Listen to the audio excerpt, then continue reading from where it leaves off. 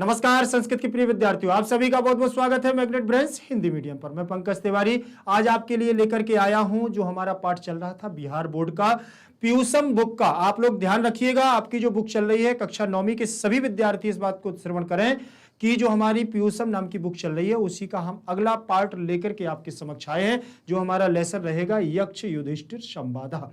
हम लोगों ने इसका पहला भाग कर लिया था, आज हम दूसरा भाग लेकर के लिए आपके समक्ष आए हैं। तो आप लोग जल्दी से जल्दी अपनी बुक जो भी आपके पास है आप उसको ओपन कर लीजिए और जल्दी से जल्दी बैठ जाइए, क्योंकि आज की जो क्लास आप लोग ध्यान रखेंगे कि यक्ष ने क्या पूछा, आज युधिष्ठिर उसका जवाब देने वाले हैं। देखिए, उन्होंने पूछा मुक्ति क्या है, हमारी मुक्ति पे क्या मार्ग है। इस सारी चर्चाओं पर हम लोगों ने ये क्या है, इस पर वर्णन किया गया है। तो यक्ष और युधिष्ठिर का संवाद चल रहा है, तो आप लोग ध्यान रखें, क्योंकि यक्ष युधिष्ठिर संवाद जो हमारा पाठ है इसमें एक यक्ष है जो तालाब की रक्षा करता है और वहां पांडव आते हैं, पानी पीते हैं, तो जिससे वो अचैतन्य अवस्था में चले जाते हैं। तो ध्यान रखना, उसी पाठ को हम आगे बढ़ा रहे हैं अनुवाद भाग 2 में। तो आप लोग जल्दी से जल्दी शीघ्रता से आ जाएं, ठीक है ना। तो हमारा देखिए ये चौथे नंबर का हमारा जो श्लोक रहेगा और श्लोक में क्या यहां पर बात है, युधिष्ठिर जवाब देते हैं कि क्या हमारा देखिए क्या मुक्ति है, क्या ज्ञान है। तो ये सारी चीजें यहां पर अब जवाब देंगे हमारे कौन, युधिष्ठिर। देखिए युधिष्ठिर जी क्या बोल रहे हैं, इस बात को ध्यान रखना है आपको। युधिष्ठिर जी के द्वारा क्या कहा गया है, युधिष्ठिर जी कैसे जवाब दे रहे हैं, क्योंकि उन्हें कहीं ना कहीं अपने भाइयों की चित्तता, स्वामित्वता आदि सारी चीजों की परख उनको दिख रही है कि मुझे अपने भाइयों को भी चैतन्य अवस्था में लाना है और मुझे इस यक्ष के समस्त प्रश्नों का जवाब भी देना है। तो कहीं ना कहीं जब कंडीशन रख दी जाती है किसी के सामने, तो और जो स्वाभिमानी व्यक्ति होता है फिर वो स्वाभिमानी व्यक्ति अपने स्वाभिमान को बचाने के लिए अपने कर्तव्यों को पहले परायण करता है और कर्तव्यों को प्रधानता देता है। तो यहां भी कहीं ना कहीं धर्मराज युधिष्ठिर हैं जो जिनकी धर्म का डंका आप जानते हैं कि संसार विश्वविख्यात जान चुका है कि महाभारत के युधिष्ठिर जो हमारे रहे हैं पांडवों की तरफ से धर्मराज के नाम से जाने देते थे। इनका राज कभी भी ऐसा नहीं हुआ जो अधर्म के पथ पर चला हो, इनका राज हमेशा धर्म की पथ पर चला, इसलिए इनको धर्मराज युधिष्ठिर कहा गया है, ठीक है ना। युधिष्ठिर वैसे तो बहुत सज्जन थे, लेकिन अगर क्रोधावेश में आ जाते हैं तो फिर तो समझ रहे हैं सूरवीर है। देखें जरा युधिष्ठिर जी ने क्या कहा, उसके यक्ष के सवालों पर उन्होंने प्रश्न उत्तर दिया कि ज्ञानम तत्वार्थ संबोधा समचित प्रशांतता दया सर्व सुखैषित्वम आर्जवम समचित्तता। ज्ञानम तत्वार्थ संबोधा समचित्त प्रशांतता दया सर्व सुखैषित्वम आर्जवम समचित्तता, आर्जवम समचित्तता। देखिए अब उन्होंने कैसी किस प्रकार से बात की है। सबसे पहले तो इसकी व्याकरणात्मक टिप्पणी को आप समझ लेंगे कि इसमें कौन कौन, ज्ञानम ज्ञान को, ठीक है ना, ज्ञान को तत्व, ठीक है, तत्व अर्थ संबोधा, तत्व अर्थ यहाँ यण संधि हो गई है, ठीक। तत्व अलग कर देंगे, अर्थ तत्वार्थ तो दीर्घ संधि बन जाएगी, तत्व अलग हो जाएगा और अर्थ अलग हो जाएगा, दीर्घ संधि का समावेश। ज्ञानम द्वितीय विभक्ति, ज्ञानम में कौन सी विभक्ति लग जाएगी हमारी, ज्ञानम में रहेगी द्वितीय विभक्ति, द्वितीय विभक्ति। अब द्वितीय विभक्ति जो हमारी लग रही है, ये द्वितीय विभक्ति का आपको पता होना चाहिए कि क्या है, एक वचन है। द्वितीय विभक्ति एक वचन का रूप है। कौन सा रूप है, द्वितीय विभक्ति एक वचन का हमारा रूप होगा ज्ञानम।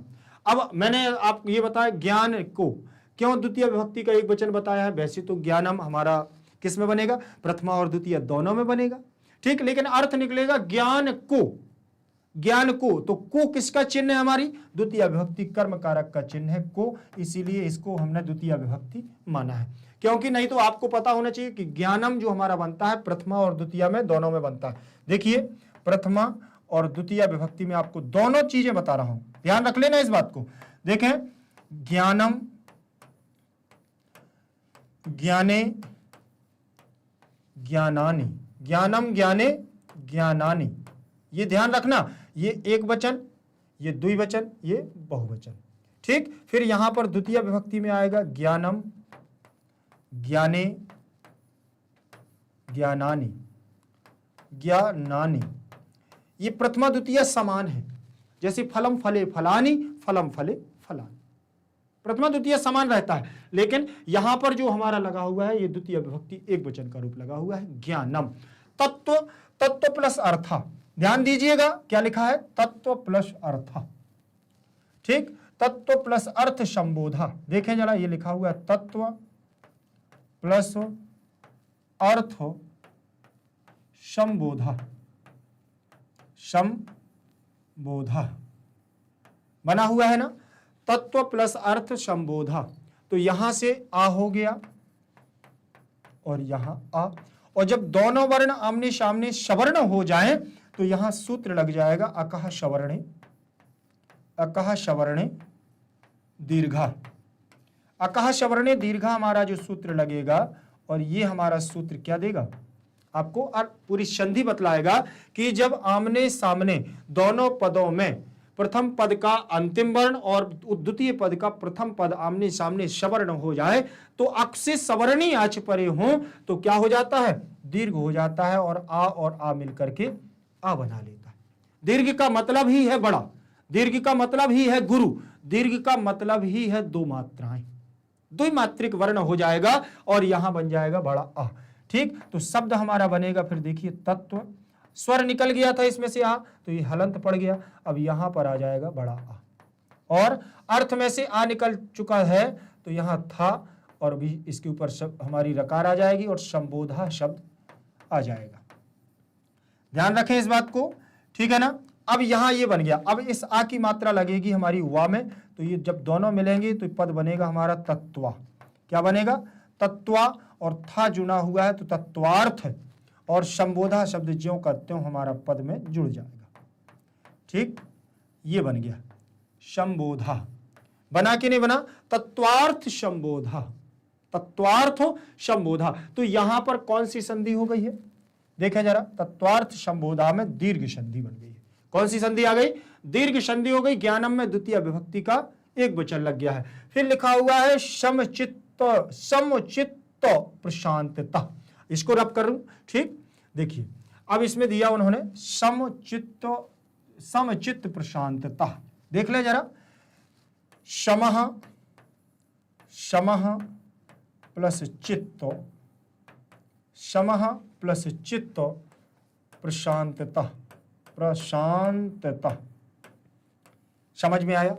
अब यहां देखें विसर्ग क्यों किया, क्योंकि यहां पर सा लगा हुआ है। क्या लगा है, यहां सा लगा हुआ है, और वो सा हमें क्या देगा, विसर्ग के स्थान पर ही सा होगा। तो विसर्ग के स्थान पर हम यहां सबसे पहले लगाएंगे, तो बताने की जरूरत आपको नहीं है, यहां पर विसर्ग देख करके आप कौन सी संधि लगा सकते हैं, विसर्ग संधि। ठीक, अब विसर्ग संधि के अंतर्गत क्या परिवर्तन हो रहा है वो आप देखिए, विसर्ग संधि इसमें रहेगी। ठीक, इसमें एक सूत्र लगेगा हमारा विसर्जनीय श, क्या आएगा, विसर्जनीय,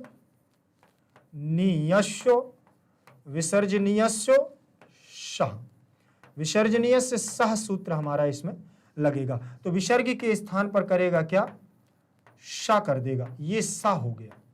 ठीक, और ये हमारी चित्त प्रशांतता, क्या लिखा हुआ है, चित्त प्रशांतता, चित्त प्रशांतता लगा हुआ है कि नहीं। अब यहां से बात करेंगे कि जो इस सा लगा हुआ है, अब इस सा के लिए भी हम सूत्र लगाएंगे। आप लोग संधियों को बहुत अच्छे से ध्यान रखिएगा कि संधि आपकी जो बुक में दी हुई है उनको भी पढ़ते जाना है। ठीक, क्योंकि जो यहां सा लगेगा वो यहां लगेगा स्तोह, इश्चुना, इश्चु।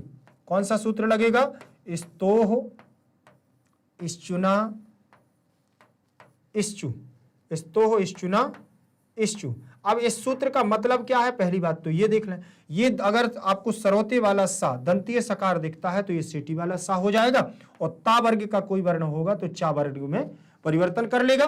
तो देखें यहां सा है तो सा के स्थान पर क्या हो जाएगा, सीटी वाला सा, तलब्दी शकार हो जाएगा, और यहां बनेगा हमारा शम श, शम श, और यहां दिया हुआ है चित्त। अगर देखो चित्त है तो ता वर्ग के स्थान पर चा वर्ग होना है, तो यहां तो पहले से चा वर्ग है, चा पहले से है, तो परिवर्तन नहीं होगा। चित्त प्रशांतता, प्रशांतता, यहां तक तो ठीक है ना आपको। अब यहां जब इसको मिलाएंगे, वर्ण सम्मेलन कृत्य करेंगे, तो आप देखें ये सा है ना जो सिटी वाला, ये इसमें मिल जाएगा। इसमें मिलेगा तो कैसे मिलेगा, देखें श म आधा शा और ची आधा ता, प्रशांतता। ये आप देखें समश्चित्त प्रशांतता। सा आ गया ना, बीच में आ गया ना सा, यहां पर भी बीच में ही है सा।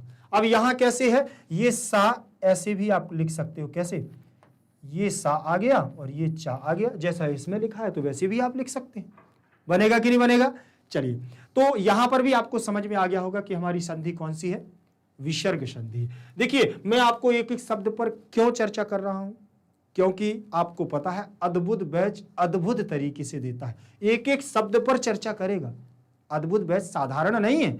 अद्भुत बैच को आपने अगर भरोसा किया है तो भरोसे पे एक एक शब्द के बारे में आपको पता होना चाहिए, ठीक है ना। चलिए आगे देखता हूं, आगे आप भी देखिएगा, बिल्कुल ध्यान रखना है, एक एक शब्द के बारे में बताने वाला हूं। अभी इसका अर्थ बताऊंगा, ध्यान रखना।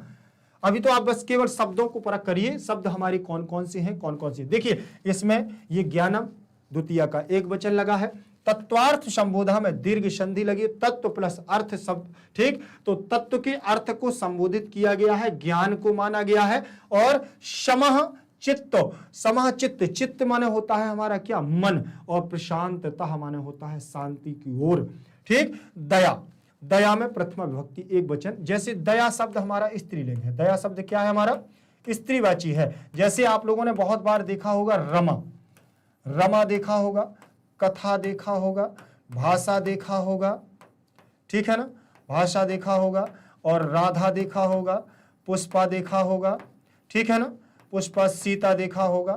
ये शब्द हमारे क्या है, स्त्रीवाची हैं। उसी प्रकार से दया है। और प्रथमा विभक्ति में ये सारे हमारे शब्द रूप कैसे बनते हैं, जैसे रमा के रूप चलेंगे तो रमा प्रथमा विभक्ति एक वचन, प्रथमा द्वितीया तृतीया चतुर्थी पंचमी XYZ आप सब जानते हैं। पंचमी के बाद षष्ठी आएगी, सप्तमी आएगी, वैसे आएगी। तो रमा, रमाम, रमया, रमायई, ऐसे बनाते हैं ना, रमायई ऐसे बनाते हैं ना, ऐसे रूप चलेंगे। तो दया का भी बनेगा दया, दयाम,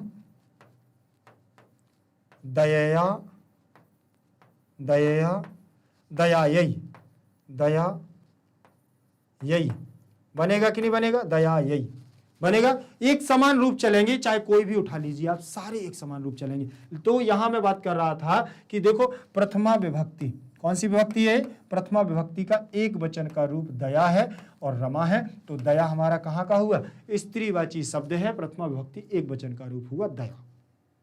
समझ में आया ना, ठीक। अब बात करें दया, दया के बाद आगे दिया हुआ है सर्व सुखई सित्वम, ठीक, सर्व सुखई सित्वमार्जम। अब देख रहे हैं सुखई सित्व, सुखई सित्वार्जवम, सित्वम अलग आर्जवम अलग, तो दीर्घ संधि बन जाएगा। देखें ऐसे बन जाएगा सर्व सुखई, सर्व सुखई सित्व, सुखई सित्व, ठीक। और त्वमार्जवम, तो सित्वम अलग हो जाएगा और आर्जवम अलग हो जाएगा, आर्जवम।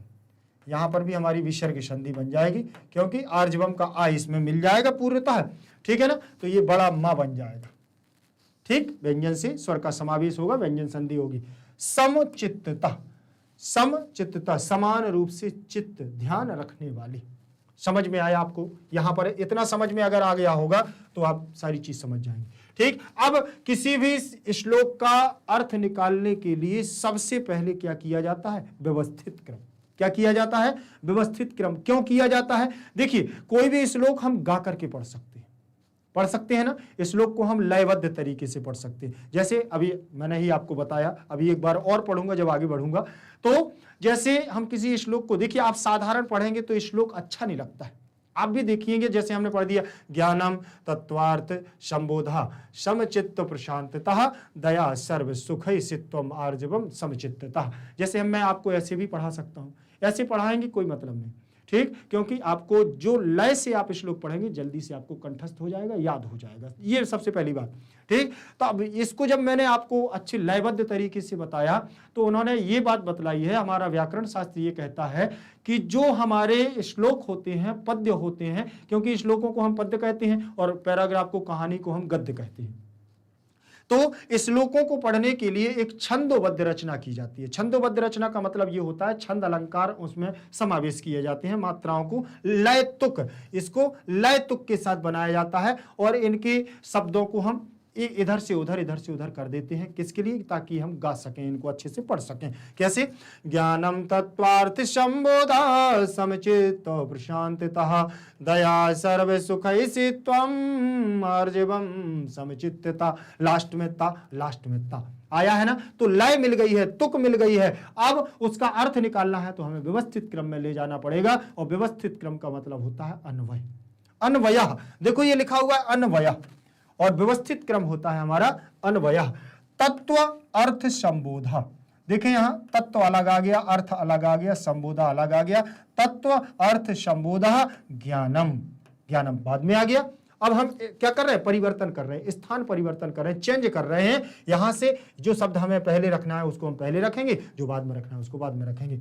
यहां देखें, तत्व अर्थ संबोधा ज्ञानम चित्त प्रशांततः समः सर्व सुख ऐसित्वम या ऐसित्वम और दया च समचित्ततः आर्जवम अस्ति। ठीक है, आर्जवम अस्ति। अब यहां पर देख लीजिए कि सर्व सुख ऐसित्वम, तो यहां वृद्धि संधि हो गई है। देखें आपको मैं बता दूं, यहां पर ये लिखा हुआ है सर्व प्लस सर्व सुख, क्या लिखा है, सर्व सुख प्लस एसित्व, एसित्वम मार्जवम, मार्जवम। अब अभी मैंने आर्जवम को अलग किया था तो व्यंजन संधि बताई थी। अब यहां पर देख लें, आ के बाद क्या आ गया है, आई आ गया। आ के बाद आई आने पर, ए आने पर आय बनता है, आय बनता है, और आय हमारा किसका, वृद्धि संधि का सूचक है। कौन सी संधि का, वृद्धि संधि, वृद्धि संधि है। और वृद्धि संधि में हमारा सूत्र कौन सा लगता है, वृद्धि राधैच। कौन सा सूत्र लगेगा, वृद्धि राधैच, ये हमारा सूत्र लग जाएगा। ठीक, तो यहां पर हमारा जो रूप बनेगा वो बनेगा, शब्द बनेगा सर्व सुख, सर्व सुख, और आई की मात्रा लग जाएंगी 2, सर्व सुख, यहां से ए हट गया तो सित्व बन जाएगा, सित्वम मार्जवम, मार्जवम बना कि नहीं बना, सर्व सुखई सित्वमार्जवम बन गया। अब यहां से आपका पूरा काम चालू हो जाएगा। ध्यान रखें, ये इसमें ऐसा कोई पद ऐसा अगर हो जो आपको लगता हो कि आपसे नहीं बना है तो आप कमेंट में जरूर लिख करके ये बताएं कि कौन सा पद आपसे नहीं बन रहा है। देखें, सबसे भले इसका अर्थ नहीं बन रहा है, बिल्कुल मत घबराएं, अर्थ क्यों नहीं बन रहा है, क्यों, कम से कम मुझे इस श्लोक के शब्दों का तो ज्ञान हो गया कि इसमें कौन कौन सा शब्द है। इसमें ज्ञानम है, तत्व है, अर्थ है, संबोधा शब्द है, समः शब्द है, चित्त शब्द है, प्रशांतता शब्द है, दया शब्द है, सर्व सुख शब्द है, ऐसित्वम शब्द है, आर्जवम शब्द है और समचित्तता शब्द है। ये सारी जानकारी मिल गई तो अर्थ तो अपने आप मिलेगा। समझ में आ रहा ना, मेरी बात ध्यान से सुनिएगा। मेरी बात अगर आप ध्यान से सुन रहे हैं, ये मान के चलिए कि कोई भी शब्द हो आपसे बनेगा, कोई भी XYZ, क्योंकि अगर हम उनको अलग अलग करके, तोड़ करके, संधियों के साथ अलग अलग करना जानते हैं तो ये मान लीजिए कि उसका अर्थ आपको समझ में आएगा। ठीक है ना, यहां पर हमारी वृद्धि संधि हो गई है। कौन सी संधि हो गई, वृद्धि संधि। अब यहां से देखें, सबसे पहले तो मैंने आपको बता दिया है कि किसी भी पद का अर्थ निकालने के लिए हमें अन्वय की आवश्यकता होती है। और देखें, अब अन्वय के बाद व्यवस्थित क्रम किया, अब अर्थ आया है। अर्थ देखें, युधिष्ठिर ने कहा, कौन कह रहा है, सबसे पहले तो युधिष्ठिर लिखा था, तो युधिष्ठिर ने कहा, किससे, यक्ष से कहा। यक्ष ने पूछा था कि ये बतलाएं मुझे कि ज्ञान क्या है, ज्ञान क्या है, आप मुझे ये बतलाएं, किम ज्ञानम, ज्ञान क्या है। तब उन्होंने कहा कि परम अर्थ अर्थात परमात्मा का बोध होना ही ज्ञान है। ठीक है ना, ज्ञान क्या है? जो परमात्मा का ज्ञान कर ले, जो परमात्मा का बोध कर ले, जो ईश्वर को पहचान जाए, जो ईश्वर को समझ जाए, ईश्वर क्या है, ईश्वर का अस्तित्व क्या है, वही ज्ञान है। उसी ने परम ज्ञान की प्राप्ति की है और वही हमारा ज्ञान स्वरूप होता है। समझ में आया? अब बात करते हैं। फिर उन्होंने कहा कि चित्त की उदारता, हमारी शांति कैसे है? समाह चित्त प्रशांतता। आपने देखा ना अभी, समाह समश्चित्त प्रशांतता इस श्लोक में लिखा हुआ था। अभी आपको ना समझ में आया हो तो देख लीजिए, आपकी बुक में भी लिखा होगा, ठीक है ना? तो उसमें देख लीजिए, समचित्त लिखा है, समचित्त प्रशांतता। उसका मतलब है चित्त की उदारता, समह हमारी शांति, चित्त की शांति क्या है? तो उन्होंने कहा चित्त की उदारता, विशालता ही सम, सबके सुख को चाहना ही दया है। आई हमारी प्रशांतता, हमारी क्या है? चित्त की उदारता, हमारे अंदर उदारता होनी चाहिए, भाव अच्छा होना चाहिए, दूसरों के प्रति हमें चाह होनी चाहिए, उदारता का भाव होना चाहिए। अगर कहीं हमने दुखित व्यक्ति को देख लिया तो उसके प्रति हमें क्या होना चाहिए? उदारता भाव रखना चाहिए। ऐसा नहीं कि हम गाड़ी से जा रहे हैं, हम पैदल चल रहे हैं, हमारे सामने कोई दुखित अवस्था में बैठा है तो हमें उसके प्रति कोई भी भावना ना आए, वो उदारता नहीं है। हमें भी उसके प्रति उदार भाव रखना है, उसके प्रति सहानुभूति रखनी है। यही चित्त की और मन की उदारता कहलाती है। फिर उन्होंने कहा विशालता ही सम, विशालता और आपके अंदर हृदय में बहुत बड़े भाव हों, चित्त की उदारता और विशालता दोनों भाव में हृदय में हो तो समझ लेना वही सम है, वही समय। और सबके सुख को चाहना। कभी कभी क्या होता है, हम भगवान के पास जाते हैं, ईश्वर के पास, और खाली हाथ तो कभी जाते ही नहीं। खाली हाथ का मतलब ऐसा, बिना कोई डिमांड के हम मंदिर जाते ही नहीं है। हमें पहले प्रभु से ये चाहिए, हमें भगवान से ये चाहिए, पहले हम यही मन में सोच के आज मंदिर चलेंगे तो आज भगवान से ये मांगेंगे। कभी ये नहीं सोचा है कि आज चलिए चलते हैं भगवान से हम ये पूछते हैं कि भगवान जी आप कैसे हैं, आपको तो नहीं है कोई परेशानी। हालांकि उन्हें कोई परेशानी नहीं है, लेकिन हम कभी ऐसा मन बना करके नहीं जाते। यथार्थ है ना, सही है ना, इस बात को मानते हैं आप लोग? कभी हम लोग मंदिर नहीं जाते हैं कि चलिए आज चलते हैं, ऐसे ही राजी खुशी पूछ के आते हैं भगवान से। कभी नहीं जाएंगे, हे भगवान आप मेरी नौकरी लगवा दीजिए, हे भगवान आप मुझे जल्दी से अच्छे नंबर दे दीजिए, हे भगवान ऐसा हो जाए, हे भगवान उसका ऐसा हो जाए। मतलब हम इसी में लगे। ऐसा नहीं, उन्होंने कहा कि सबके सुख को चाहना ही दया है। अगर हम जाएं कि हे प्रभु सबका कल्याण करना, और जब सबका कल्याण होगा तो उसमें हमारा भी कल्याण होगा, हमारी भी ऊपर भगवान की दया दृष्टि होगी, कृपा होगी। सबके, सब में तो हम लोग भी आ जाते हैं ना। इसीलिए सबके ऊपर हृदय से सबकी इच्छा करना, सबका सुख चाहना ही दया की भावना होती है। समझे? केवल अपने बारे में सोचना दया नहीं कहलाती। ठीक है ना? चले आगे देखें। फिर उन्होंने कहा तथा चित्त की सम स्थिति ही सरलता है। सम स्थिति समझ रहे ना, समान रूप से स्थिर होकर के। मन आपका देखिए, मन हमारा चलायमान है, मन हमारा बहुत चंचल है। 1 मिनट में कहो तो आप मुंबई पहुंच जाओ, छू, पता चला आप सपने में देख रहे हैं शाहरुख खान से मिल रहे हैं, पता नहीं आपको लग रहा है हा आप तो बिग बी के दरवाजे पर खड़े हैं, हाथ हिला रहे हैं, ऐसा सोचने लगते हैं। सोचते हैं ना, सोचते हैं तो मन बहुत चंचल है। थोड़ी देर में पता चलता है कि अरे वहां तो सुनामी आ गई, वहां भूकंप आ गया, ऐसा सोचते हैं। मन क्योंकि चंचल है, चलायमान है। और तो उन्होंने कहा कि सरलता, सहजता और स्वभावता क्या कहलाती है कि जब आपका चित्त माने आपका मन क्या हो जाए, सम स्थिति में हो जाए। आप उस चंचल मन को कंट्रोल कर सको, आप उस चंचल मन को स्थिर रख सको, उसकी स्थिति समान बना के रखो, वही तो है मन की स्थिति, सम स्थिति, वही सरलता है। आप कभी भी क्रोधित ना हो, क्रोध होने का सवाल ही ना हो, जो मिले उससे आपकी स्थिति समान हो, सहजता का भाव हो, सबसे समान स्थिति में बोले, क्या राजा क्या रंक, ऐसी भावना ही ना हो, वही है हमारा क्या, सम स्थिति। सम स्थिति, समान स्थिति का भाव रखने वाले को सरलता का भाव कहा गया है। देखें, ध्यान रखें, यहां पर युधिष्ठिर ने कितने अच्छे भाव से यहां समझा रहे हैं यक्ष को, क्या क्या चीजें बता रहे हैं यक्ष को, इस बात को ध्यान रख लेना। यक्ष के लिए उन्होंने क्या क्या कहा, देख अर्थ समझ में आया ना। अब इसके देखें इन्होंने क्या कहा है, व्याख्या। अब ये व्याख्या उन्होंने पूरे इसमें बता दिया है कि ये श्लोक में उन्होंने भावार्थ के रूप में क्या सिद्ध किया है। देखें जरा, उन्होंने कहा कि प्रस्तुत श्लोक यक्ष युधिष्ठिर संवाद से उद्धृत है और युधिष्ठिर ने यक्ष के प्रश्नों का उत्तर देते हुए स्पष्ट किया है कि परब्रह्म का बोध ही ज्ञान है। अगर हम ईश्वर का बोध कर लें, ईश्वर को समझ जाएं, तो समझ लेना कि वही ज्ञान है। चित्त की शांति ही मुक्ति है।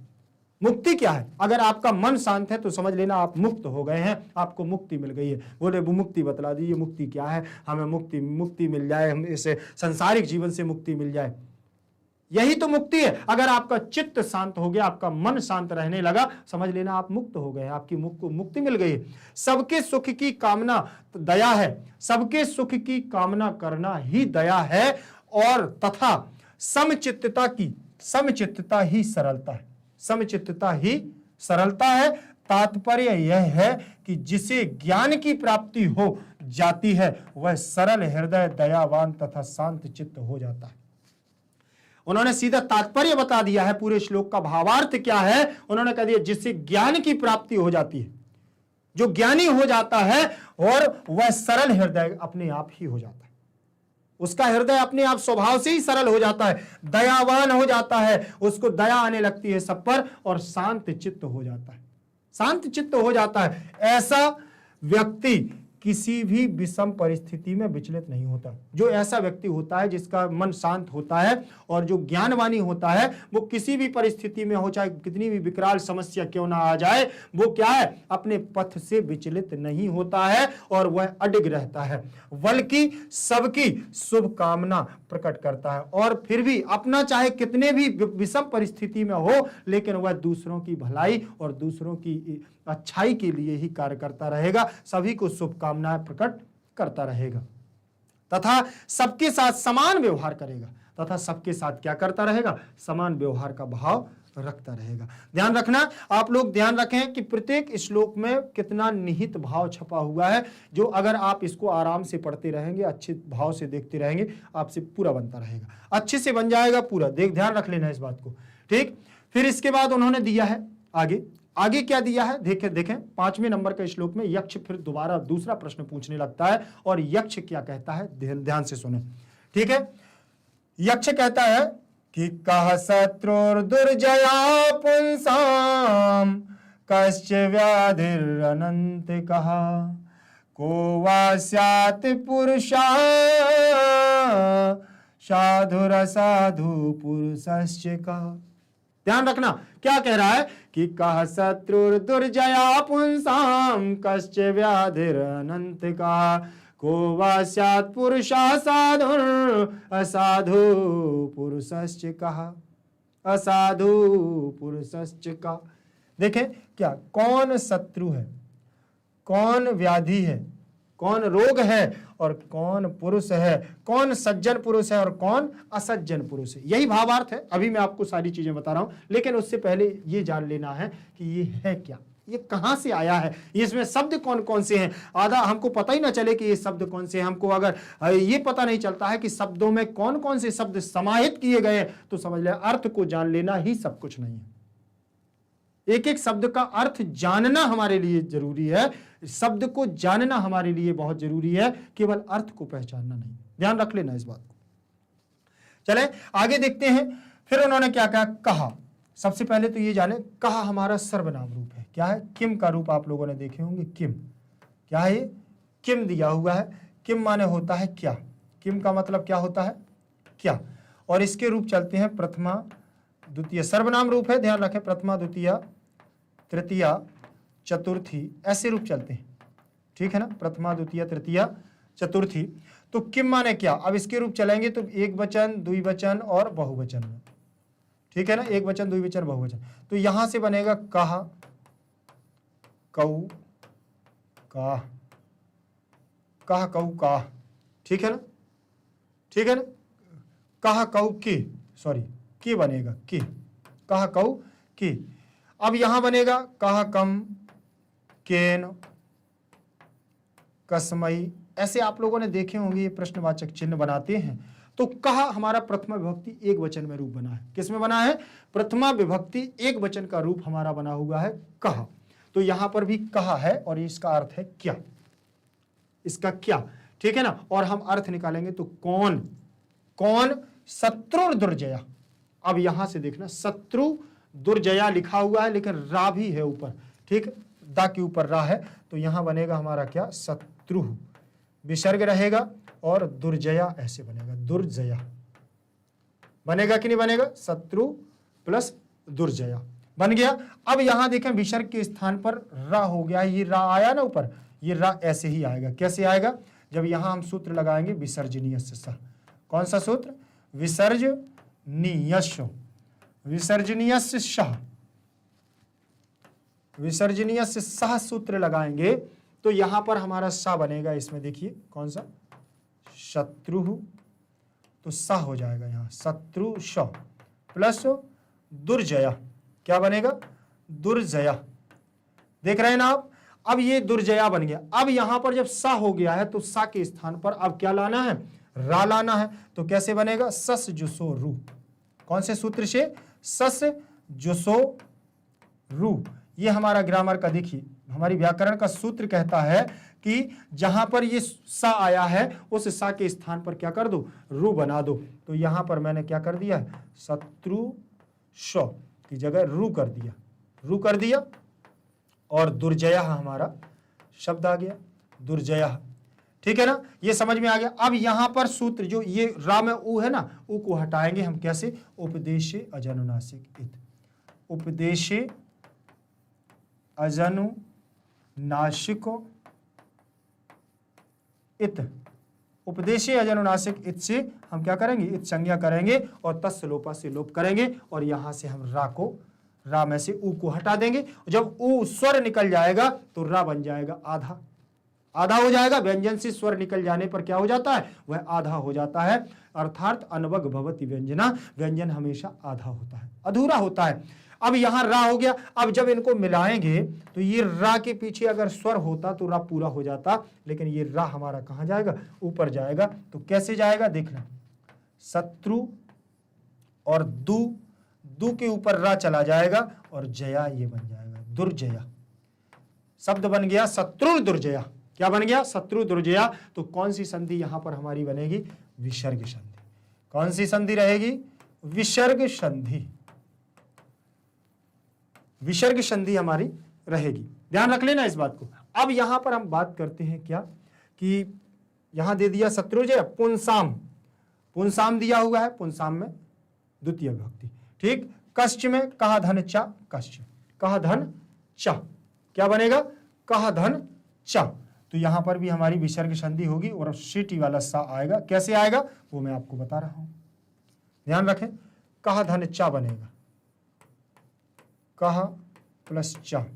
फिर यहां पर भी हमारा वही रहेगा, विसर्जनीय से सह, विसर्जनीयस्य, विसर्जनीय से सह आएगा, आएगा कि नहीं आएगा। यहां बनेगा हमारा श, कस प्लस चा। ठीक, विसर्जनीय। अब यहां रहेगा हमारा स्तोह, इश्चुना, स्तोह, इश्चुना, इश्चु, स्तोह इश्चुना। तो इस सा के स्थान पर ये सा करना है। तो सा देखो यहां हो जाएगा, का शा के स्थान पर शा और चा बन जाएगा। दोनों को मिलाएंगे तो ये बनेगा हमारा कश्च। ऐसे बना लो, और ऐसे नहीं बनाना है तो सा ऐसे ले आओ और चा ऐसे बन गया कश्च। क्या दिक्कत, कौन सी संधि हो गई भाई साहब, बदला जल्दी, विसर्ग संधि हो गई। अब देखिए बहुत धीरे धीरे आपको अच्छे से पढ़ा रहा हूं, आप बस समझते जाइएगा एक एक शब्द में, छोटे छोटे शब्दों में कैसे इनमें परिवर्तन हो जाता है, कैसे ये शब्द बन जाते हैं। मैं एक एक चीज आपको बता रहा हूं, बस इतना ध्यान रख लेना कि अगर ये आज आप देखते जा रहे हैं तो आप जो यहाँ संधि भी आपकी तैयार हो रही है, आपका लेसन प्लान भी तैयार हो रहा है, दोनों चीजें हो रही। ग्रामर, आप ये ना सोचें कि ग्रामर की क्लास नहीं लग रही, ये ग्रामर से भी बढ़ करके यहाँ सारी चीजें आपको मिल रही। संधि आएंगी तो संधि मिलेगी, प्रत्यय आएंगे तो प्रत्यय मिलेंगे, रूप आएंगे तो रूप भी मिलेंगे, सब कुछ एक साथ मिल रहा। ध्यान रख लेना इस बात को। चलिए आगे देखें, कष्ट हो गया, फिर लिखा है व्याधिर अनंत का। क्या लिखा है, व्याधिर, व्याधि, व्याधि प्लस अनंत का, अनंत का लिखा है ना, व्याधि प्लस अनंत का। व्याधि प्लस अनंत का जो दिया हुआ है तो यहां पर भी वही विसर्ग के स्थान पर क्या हुआ है, रा हुआ है। वो रा कैसे हुआ है? अभी जस्ट मैंने आपको बताया कि विसर्जनीय से सह से क्या है। अब मैं देखो सूत्र नहीं लिख रहा हूं, सूत्र देखना है तो आप फिर से वीडियो को पीछे फिर से स्किप करके पीछे जाएं और देख लेना, ठीक। लेकिन अभी आप इसको देख लीजिए, देखिए कैसे। आपको ये तो याद है ना कि मैंने पहले क्या किया था, तो व्याधि तो यहाँ सा हो जाएगा और अनंत कहा आ जाएगा। क्या आ जाएगा? अनंत कहा आएगा। जब ना बने तो आप कमेंट में जरूर लिखना, मैं आपको दोबारा से ये श्लोक फिर से जहां पर भी होगा मैं आपको लिख दिया करूंगा, फिर सूत्र दोबारा भी लिख, थोड़ा सा डबल हो जाता है, मुझे लगता है जल्दी हो जाए, और लेकिन कोई नहीं, आपको समझ में आना चाहिए, ये महत्वपूर्ण है, ठीक। अनंत कहा हो गया। फिर इसके बाद व्याधि, ये आ गया है व्याधिर। अब यहाँ क्या हो गया? पहले सा के स्थान पर अब यहाँ रू हो जाएगा, सस जुसो रू सूत्र से रू हो जाएगा। फिर अनंत कहा शब्द आ जाएगा, अनंत कहा आ गया ना। अब इसके बाद ये रू में से ऊ को हटा देंगे। रू में से क्या है? ये ऊ लगा हुआ है, तो ये रू ऊ हट जाएगा, किससे? उपदेश अजरुनासिक इत से, तो रा हमारा आधा हो जाएगा। फिर यहाँ देखें व्याधि क्या हो जाएगा? व्याधि और रा, और पीछे आ है ना, तो ये आधा था, तो ये आ मिल जाएगा तो पूरा हो जाएगा। अनंत का आ गया है ना। फिर शब्द क्या बना? व्याधिर अनंत का, व्याधिर अनंत का बन गया कि नहीं? तो कौन सी संधि है यहाँ? बोल दे जल्दी। विसर्ग संधि। कौन सी संधि रहेगी? विसर्ग संधि। समझ में आया? विसर्ग संधि आ गया ना। चलिए अब आगे देखते हैं, आगे देखें, उसी क्रम में आगे देख लें। आगे रहेगा को का, यहां पर भी ओ हो गया है। कहा, यहां पर भी कहा ही रहेगा, जैसे ऊपर है ना, यहां पर भी का के स्थान पर, विसर्ग के स्थान पर ओ हो गया तो को हो गया। यहां विसर्ग संधि है, लेकिन विसर्ग के अंतर्गत आने वाली कौन सी? उत्त संधि है। कैसे? मैं आपको वो भी बता दे रहा हूं।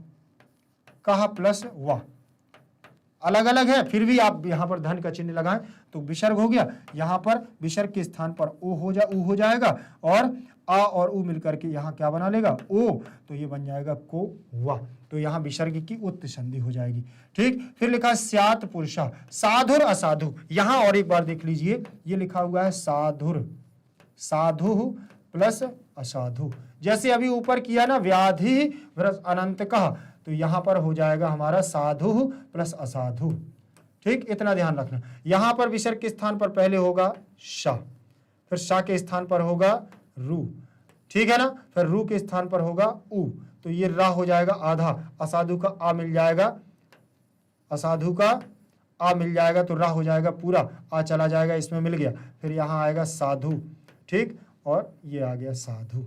आ गया ना? आया कि नहीं? क्या बन गया है बताओ? साधुर असाधु बना कि नहीं बना? तो यहां पर कौन सी संधि रहेगी हमारी? विसर्ग संधि। कौन सी संधि रहेगी? विसर्ग संधि। पुरुषश्च का, पुरुषश्च में पुरुषः धन च, क्या रहेगा? पुरुषः धन च रहेगा कि नहीं रहेगा? पुरुषः प्लस च, तो कौन सी संधि यहां आ जाएगी? विसर्ग संधि। विसर्ग संधि आएगी कि नहीं आएगी? देखो मैं आपको एक एक चीज, फिर कहा आ गया है तो ये हमारा प्रथमा विभक्ति का एक वचन का रूप आ गया, ठीक। तो अब मैंने आपको एक एक व्याकरणात्मक टिप्पणी को बताया, और मैंने बता दिया है कि का शत्रुर दुर्जया पुंसाम कश्च व्याधिर अनंत कहा, को वास्यात् पुरुषः साधुर असाधुर पुरुषश्च कहा। यहां पूछा क्या है कि कौन शत्रु है और कौन ऐसा रोग है जो कभी समाप्त नहीं होता, कौन ऐसा शत्रु है और ऐसा कौन सा पुरुष है जो शत्रु है, और कौन सी ऐसा रोग है जो कभी अंत नहीं है, जिसका समाप्त नहीं होता, और कौन पुरुष साधु माने सज्जन है और असाधु है पुरुषश्च कहा। कौन सा पुरुष असज्जन है? सज्जन और असज्जन तो आप समझते होंगे, जो अच्छा हो वो सज्जन, जो बुरा हो वो असज्जन। तो यहां पर यक्ष ने युधिष्ठिर से पूछा कि आप बतलाएं मुझे कि कौन पुरुष सज्जन है और कौन असज्जन है, कौन ऐसे पुरुष हैं जो सज्जन और असज्जन की भूमिका को निभा रहे हैं, कौन शत्रु है, कौन शत्रु, कौन सा पुरुष शत्रु है, और कौन ऐसे रोग है जिसका कभी अंत नहीं होता। देखें अब अन्वय को देखो, मैंने अभी अन्वय के बारे में बताया था कि एक व्यवस्थित क्रम को हम अन्वय कहते हैं अर्थ निकालने के लिए। देख लें एक बार, पुंसाम दुर्जयः शत्रु कह च अनंत कह, व्याधि कह कह साधु पुरुषः व शात च असाधु पुरुषः का। सब जगह विसर्ग लगा हुआ है, विसर्ग संधि विसर्ग संधि विसर्ग संधि, ध्यान रख लेना। ठीक, पूरे श्लोक में विसर्ग संधि है। चलें आगे, आगे देखें अब इसका, ठीक है ना, अर्थ देख लें आप, व्यवस्थित क्रम से एक अर्थ देखें। अभी तो मैंने आपको मोटा मोटा अर्थ बता दिया है कि इसका अर्थ क्या था, लेकिन फिर भी आप देखें इसका अर्थ क्या। यक्ष ने क्या कहा, यक्ष युधिष्ठिर से पूछता है और क्या कहता है वो ध्यान रखें कि व्यक्ति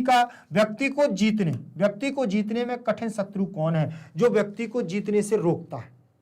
सबसे ज्यादा जब हम कोई काम करते हैं, हम कोई परिश्रम करने जाते हैं, हम कोई मेहनत से काम करते हैं और उसमें कोई हमारा व्यवधान आ जाता है, हम उसमें सफलता प्राप्त नहीं कर पाते, तो उसकी बात कर रहे हैं कि कौन ऐसा है, कौन व्यक्ति को जीतने में कठिन शत्रु कौन है, कौन सा ऐसा कठिन शत्रु है, और समाप्त ना होने वाला रोग कौन सा, ऐसा कौन सा रोग है जो कभी समाप्त नहीं होता, जो कभी खत्म ही नहीं होता।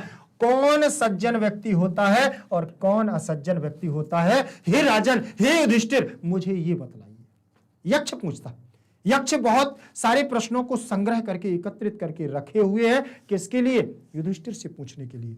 ठीक, अब यहां पर देखें, ये तो प्रश्न है, अब आंसर आपको अभी मिलेगा, आगे वाला श्लोक आपको उसका उत्तर देगा, ठीक है ना। चलिए देखें आगे वाले उत्तर में अब क्या कहा जा रहा है, प्रश्न देखें। अब युधिष्ठिर आपको जवाब देंगे। उन्होंने तो पूछ लिया कि कौन ऐसा शत्रु है जो व्यक्ति को जीतने में व्यवधान बनता है, और कौन ऐसा है रोग जो कभी खत्म नहीं होता है, यही प्रश्न है ना। फिर उन्होंने कहा कि कौन पुरुष सज्जन है और कौन असज्जन है। चलो देखते हैं क्या कह रहे हैं युधिष्ठिर जी। धर्मराज हैं, निश्चित कोई अच्छी बात ही कहेंगे जो हमारे जीवन के लिए उपयोगी होगी। युधिष्ठिर जी क्या कहते हैं देखें जरा, कि क्रोधासु दुर्जया शत्रु लोभा व्याधिर अनंत कहा, सर्वभूत हिता साधु असाधु निर्दया स्मृता। देख ले कितनी अच्छी बात कह दी उन्होंने कि क्रोधासु दुर्जया शत्रु लोभा व्याधिर अनंत कहा, सर्वभूत हित साधु असाधु निर्दया स्मृता। अब बस इतनी बात उन्होंने कह दी कि क्रोध रूपी जो हमारा शत्रु है, जो कभी जीतने नहीं देता है, क्योंकि हम जो कार्य करते हैं वहां हमारे पास क्रोध आ गया, समझ लेना अब हमें जीतना नहीं है। आप पढ़ते हैं ना, आप क्लास में पढ़ रहे हैं, आप पढ़ने में अच्छे होशियार हैं, टैलेंटेड हैं, आपको हर बात एक बार में समझ में आती है, लेकिन आपके अंदर अगर एक शत्रु बैठा है, क्रोध, आपको जल्दी गुस्सा आता है, तो कभी भी आप जीत नहीं सकते, किसी से नहीं जीत सकते। इसीलिए आपके अंदर क्रोध नहीं होना चाहिए। विद्वान व्यक्ति के अंदर क्रोध नहीं होता। विद्वान तो सज्जन होता है, जिसके पास योग्यता होती है, जिसके पास ज्ञान होता है, वो कभी क्रोध नहीं करता। इसीलिए युधिष्ठिर ने कहा कि क्रोधासु दुर्जया शत्रु, क्रोध रूपी अगर शत्रु आपके पास है तो आप कभी जीत नहीं सकते। दुर्जया मतलब आप जीत नहीं सकते, कदापि ना भविष्यति, कभी ऐसा आप हो ही नहीं सकता है कि आप जीत जाए। इसलिए क्रोध को आप एक साइड रखें, सबसे पहली बात। फिर उन्होंने कहा कि लोभा व्याधिर अनंत कहा। लोभ एक ऐसा रोग है, ऐसी व्याधि है जो कभी व्यक्ति के अंदर से समाप्त नहीं होती। ऐसा कौन सा रोग है जो कभी समाप्त नहीं होता, तो वो लोभ है, लालच है, व्यक्ति की लालसाएं हैं, व्यक्ति की इच्छाएं हैं। आपके पास अभी 100 रुपए हो, आप डेली आपको 100 रुपए मिलता हो ना, तो आप तत्काल आपके दिमाग में ये आ जाएगा 150 मिलने लगे तो मजा आ जाए, 200 मिलने लगे तो और मजा आएगा, फिर 200 मिलने लगेंगे, 500 मिलने लगे तो यार मजा आ जाए। ये लालच आपका बढ़ता जाएगा। फिर आप पता क्या कहोगे, जब आप 1000 रुपए पर डे हिसाब से कमाने लगोगे, फिर कहा 2000 रुपए और मिलता है, 2000 हो जाए तो मजा आ जाए।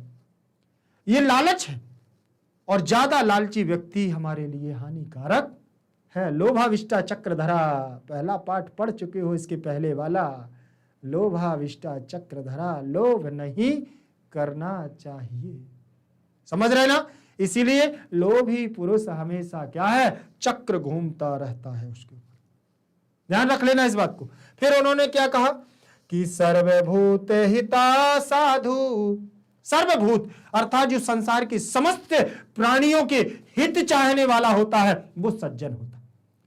सभी व्यक्ति के सज्जनता के बारे में, सबकी हितार्थता की बात करने वाला, सबका हित चाहने वाला व्यक्ति बोले सज्जन साधु होता है। और असाधु निर्दया स्मृता, निर्दयी व्यक्ति जिसके अंदर दया नहीं होती है, जिसके अंदर दया का भाव नहीं होता है, जो अपने बारे में सोचता है, उससे बड़ा असज्जन व्यक्ति कोई नहीं है।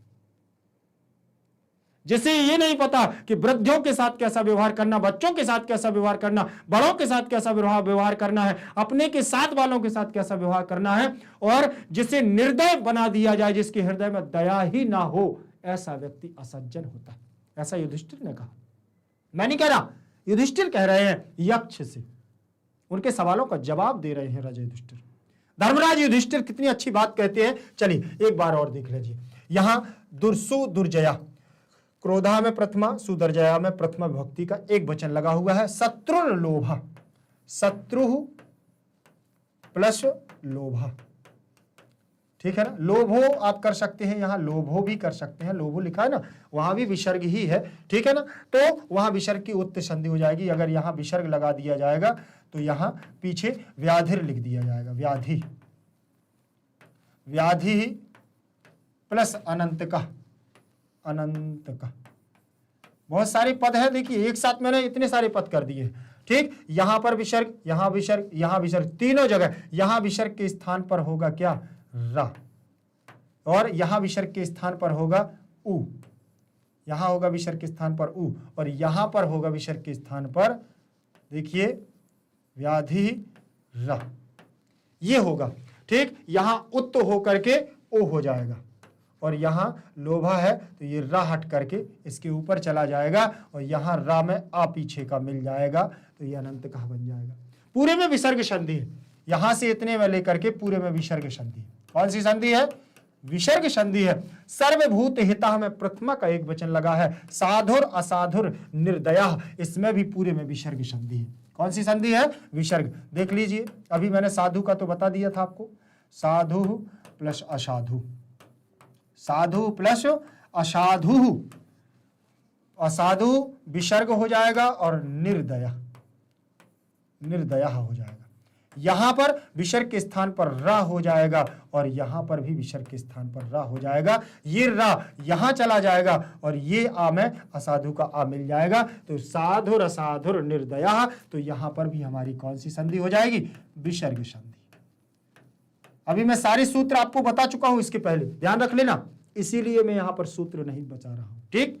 तो अब देख लें, मैंने सारी देखी, ध्यान रखना है इस बात को कि सारी चीजें यहां पर बताई जा रही हैं। अब देखें, यहां अन्वय, किसी चीज का अर्थ निकालने के लिए अन्वय की जरूरत होती है, तो अन्वय में देखें, सुदुर्जय शत्रु क्रोधा च अनंत का, व्याधि लोभा, व्याधिर लोभा, सर्वहिता, सर्वहिता, सर्वदूत हिता भी चल जाएगा, कोई दिक्कत नहीं। सर्वदूत हिता साधु च निर्दया असाधु स्मृता। देखिए ये यहां से उठा करके एक एक शब्दों को अलग अलग कर दिया गया है, और कोई यहां पर नहीं है, जहां विसर्ग लगना था वहां विसर्ग लगा दिया, जहां पर जो लगना था वो लगाते गए। यही तो अन्वय है, विस्तार कर देना, अलग अलग कर देना अन्वय कहलाता है, ठीक है ना। चले आगे देखें, इसका अर्थ क्या होगा। युधिष्ठिर ने क्या कहा, देखें, अब मैंने तो अर्थ आपको बता दिया, आपको सारा अर्थ पता भी चल गया, फिर भी देखें, युधिष्ठिर ने कहा जीतने में अत्यंत कठिन शत्रु क्रोध होता है। जो हमारे जीतने में सबसे ज्यादा कठिन शत्रु कौन होता है, क्रोध है। और कभी समाप्त नहीं होने वाला व्याधि माने रोग लोभ होता है। क्या होता है, लोभ होता है। और सभी प्राणियों के कल्याण में तत्पर व्यक्ति साधु कहलाता है। साधु माने सज्जन होता है, जो सभी का कल्याण चाहता है और हमेशा तत्पर रहता है, रात में भी दिन में भी, 12 बजे रात में भी अगर किसी ने फोन कर दिया तो निकल पड़ता है। ऐसे व्यक्ति को सज्जन व्यक्ति कहते हैं। और जो निर्दयी व्यक्ति होता है वह असाधु माना जाता है, वही असज्जन व्यक्ति माना जाता है। ऐसा युधिष्ठिर ने उनको बता दिया, किसको, यक्ष को, क्योंकि उसके चारों भाई वहां पर अचेतन्य अवस्था में बेहोश मूर्छित पड़े हुए हैं। उसको तो भाई की भी फिक्र है और यक्ष को भी संतुष्ट करना है। तो सारी चीजों को ध्यान में रखते हुए और ये धर्मराज युधिष्ठिर उनको क्या दे रहे हैं, जवाब दे रहे हैं। अब देखें, इन्होंने इसमें व्याख्या में उन्होंने सारा भावार्थ दे दिया है कवियों ने कि प्रस्तुत श्लोक महर्षि व्यास द्वारा रचित महाभारत के वन पर्व से संकलित किया गया है। युधिष्ठिर ने यक्ष के पूछने पर क्रोध एवं लोभ के विषय में अपना विचार प्रकट किया है। क्रोध एवं लोभ के विषय में प्रकट किया है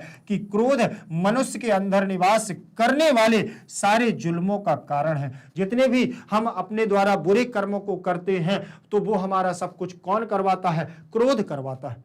हमें क्रोध ना आए तो समझ लेना कि हम कोई भी बुरा कर्म नहीं करेंगे। यह मनुष्य का अजेय शत्रु है। यह मनुष्य को जीतने नहीं देता है, अजेय शत्रु है। क्योंकि क्रोध मनुष्य को विवेक शून्य बना देता है। क्रोध से व्यक्ति का जो माइंड होता है, जो दिमाग होता है, वो शून्य पड़ जाता है। शून्य कैसा? मतलब वो काम करना बंद कर देता है। जब क्रोध आता है तब उसको गुस्से में कुछ समझ में नहीं आता है, क्या कर रहा है क्या नहीं कर रहा है, और क्रोध में वह गलत कदम उठा देता है, विवेक शून्य बना देता है। लोभ सारे पापों का कारण है। लोभ ही हमारे द्वारा जो भी कर्म किए जाते हैं, जो अनिष्ट कर्म कहलाते हैं, जब हमसे कोई गलतियां हो जाती हैं, बुरी कर्म हो जाते हैं, बुरी बातें हो जाती हैं, ये सब, किसी को हम अशब्द बोल देते हैं, ये सारी चीजें हमारे किसके द्वारा होती हैं? क्रोध के द्वारा।